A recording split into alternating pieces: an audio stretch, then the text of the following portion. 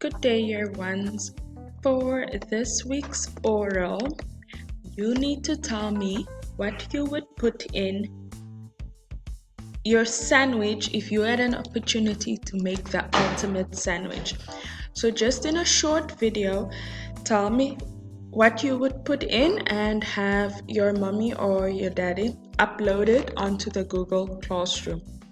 So, here you have a picture of an example of an ultimate sandwich. You've got cheese, ham, salami, you see some bologna, looks mayo. I've also added a link to videos you can watch before you make before you prepare your oral presentation. You can look at it for some inspiration.